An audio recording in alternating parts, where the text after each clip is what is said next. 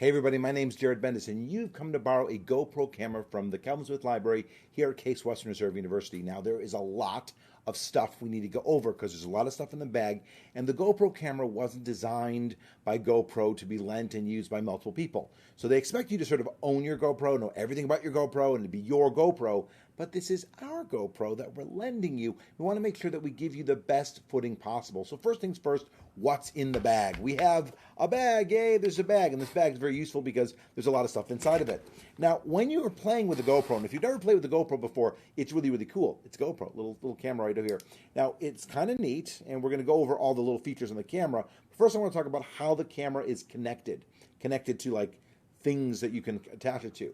On the bottom of the camera, there are these two little things that flip down, one flips up, and of course that makes a little bit of a connector. And that connector is going to connect to all of these accessories using this one screw. Now, I'm really nice. I'm going to give you two screws. I don't want you to lose it, but I want to make sure that you have it in case you do lose one. If you lose any components, please let us know. We're not going to bill you for the whole thing. We're only going to bill you for the parts that you lose, the parts that you break. So please just let us know. We're going to find out anyway. Just makes our life a little bit easier. We know they're action cameras. We know you're taking them out in the field. We know they could get bumped or bruised or whatever, but you're still responsible for it. So what do we have? We have this. Now, first accessory here is the handle that is also a flotation aid. And it really, come over here, and I put this thing in. Look at that, like that, and then I take the one screw, and again, there'll be two of them in the bag, and I attach it, and then I screw it together, yay, like this. And what this allows me to do, allows me to hold the camera, yay, while I'm out there in the water, and if I drop it in the water, the camera is in fact waterproof. And that's fine if it's actually closed properly. It is waterproof. But if you drop this in a river, you're never going to see it again. It'll be bobbing down the river. But if you drop it in a pool or if it gets wet, you'll have a chance to be able to grab it up. And again, the camera can get wet. Don't go scuba diving with it. It can get wet, but it can't get that wet. It can go underwater, but it can't go underwater. So there you go. So this is the first one that you have. This is the bobbing handle. All right, there you go. Bobbing handle. Let me put that back in the bag. Great. Next, what else do I have here? Ooh, I have the wrist strap. All right. So the wrist strap, you kind of put it on your wrist and you Velcro and you tighten it, and you're going to put this thing on here. And what's neat about it is that if you come over here and look at the wrist strap, it can rotate in any direction, and then you can push this button in, and that locks it into place. Push it this way, and it loosens it. And this is great because you can be aiming at yourself for selfies, or aiming your way, or you can go this way with it. And again, this is what people do when they're skydiving. Yes, people go skydiving with these cameras, and this is what you would do. Make sure, by the way, everything's tight because you don't want to lose the camera because, well, you don't want to lose the camera. All right, so you've got the wrist strap. Somewhere here, I have the chest strap. Where did I just put the chest strap? This is the head strap. Let's start with the head strap. So you can put the head strap on. There you go. Excellent. And you're going to aim it out. And again, the same thing as everything else. And again, I would recommend that you wipe this down. You know how to wipe things down. We've lived through this pandemic. We're wiping things down. Wipe the head strap down before you put it in the bag. Or alternatively, wipe the head strap down before you put it on yourself.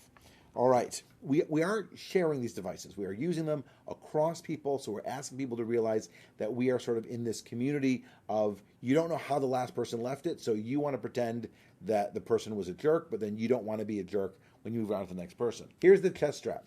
The chest strap, by the way, this is an unflattering device. Anybody who puts a chest strap on, it makes you look fat.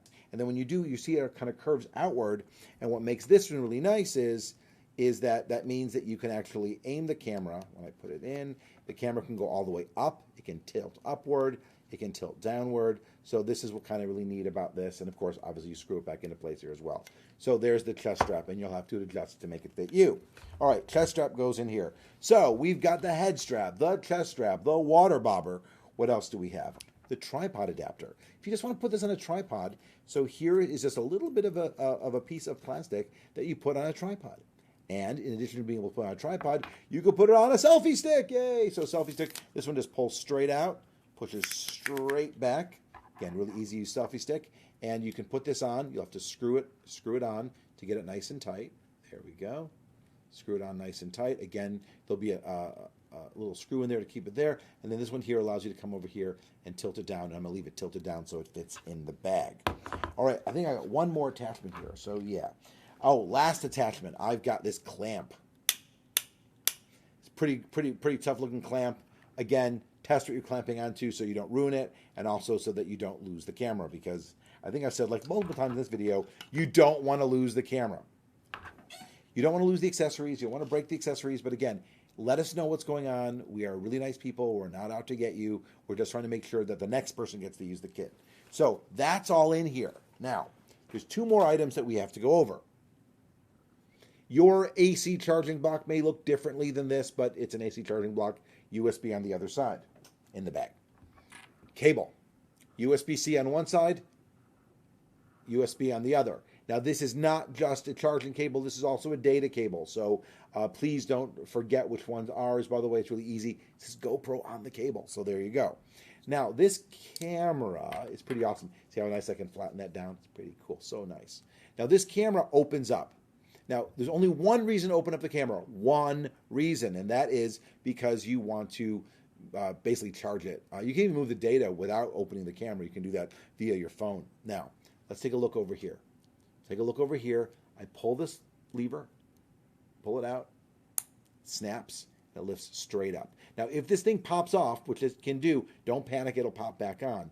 Now, if you look over here on the inside, there are 2 items here. Don't take them out. One of them is the battery. Leave the battery in there. The battery is what it is. Now, I don't know how the last person left it. You should charge the battery before you turn it back in. It's nice. It's like, going to a car rental place and leaving the gas full. So please leave the camera charged when you return it. But if you're borrowing one, we don't guarantee how much charge the camera has, so you need to accommodate yourself for that as well. Make sure it's charged before you use it. You're responsible for charging the camera. There's also a memory card in here. Do not remove the memory card. If you need to get the memory off, you're going to use the cell phone or you're going to use the cable. But do not pop the memory card out. It is a huge memory card. It holds hours and hours of data. All right. You should delete your data before you turn it back in. You should make sure that the other person's deleted the data before you use it. So kind of that again, before, and you're responsible for the camera, so you should delete the data. If you want people seeing your data, you leave it on the camera, the next person's going to see it. If you're the next person, just wipe the camera before you use it. Just go ahead and go to the app and say, reformat the card, make your life easy. Again, we're all in this together. We want to make sure of this, but we do not go through and check and cycle every single setting when we get a camera back. We just make sure that everything is in good physical working order, and that's the end of it. You are responsible for using this camera because it's not a lot of work, but there's a lot to learn. And once you've learned it, it's really easy. It's like owning a GoPro.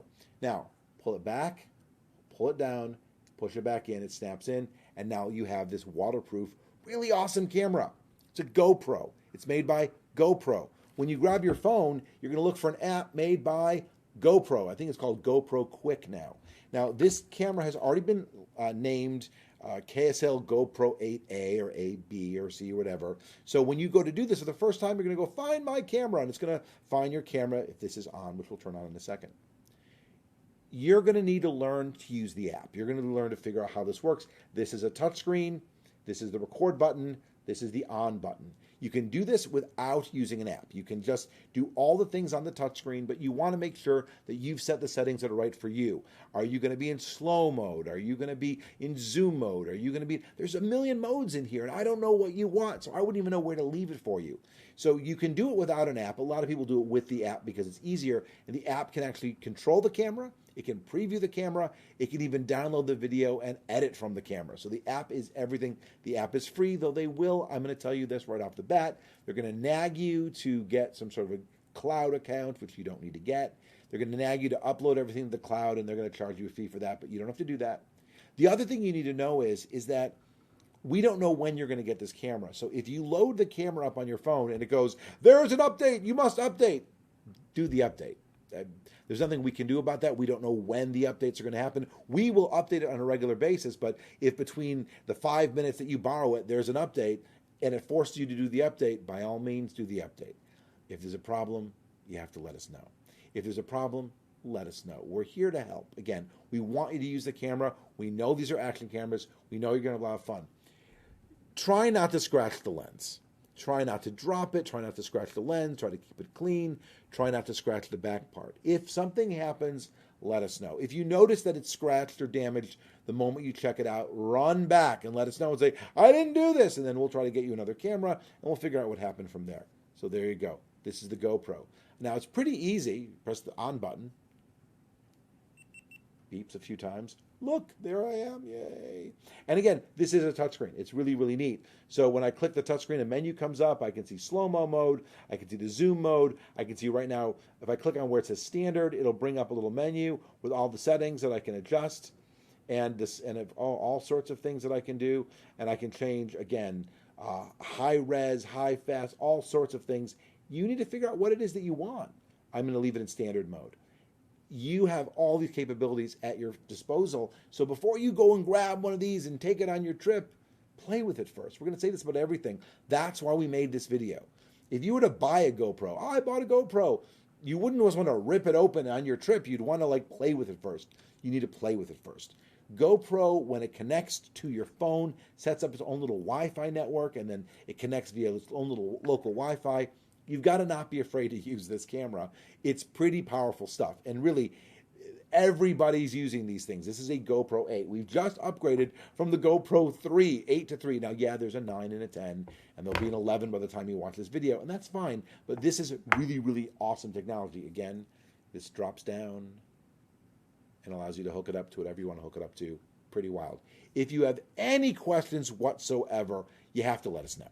If you have any questions whatsoever, you'd email us at friedmancenter@case.edu, and we'll try to give you some advice beyond look at the app and look at the manual, because that's really what we're going to tell you to do it the first time. But if something is broken, something's missing, something seems wonky, let us know. We'll try to help you through it. But the number one thing we have to tell you is this. Be careful. Pretend it's yours.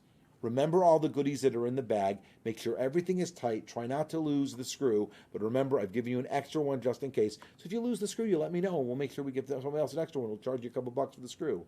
Make sure that you download the data and treat it like a rental car. So make sure that it's clean when you return it and fully charged. And when you borrow it, double check to make sure the last person didn't leave anything, and make sure that it's fully charged. Best way to do it is to do it that way. The app is great. It'll allow you to delete all of your files. You can do some of it on the thing. You can't do everything without the app, but most of it you can, especially if you're in the field and you just want to hit record. You can do it that way. Right now, the camera is on.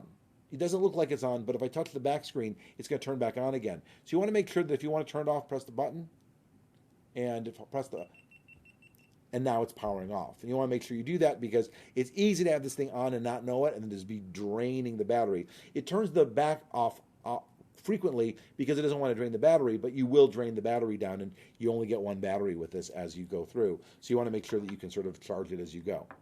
I think that's everything. I know that this is a 14 or 15 minute video, and I'm sorry, but you are borrowing a very expensive piece of technology that is really meant to go out and not be lent by people. So again, there it is. Make sure this is closed. If it isn't closed, it isn't waterproof. It isn't waterproof. You bought a camera. My name is Jared Bendis. I'm here to help. Right now, this camera is what we call more of an experimental item. We really haven't seen how you're going to use it yet. So to borrow the camera, you need to make an appointment with me. You've watched the video. You've already told me you've watched the video. So I'm just going to make sure that you're okay with it. We'll figure out how long you're going to borrow it for. Normally, it will be a 2-night lend, but right now, during our experimental phase, we can extend the loans a little bit longer. Once we've borrowed it enough times and we've had some feedback from people, it'll go into regular lending, and you'll be able to borrow and return it at the front desk. But right now, you make an appointment to borrow it, and you make an appointment to return it.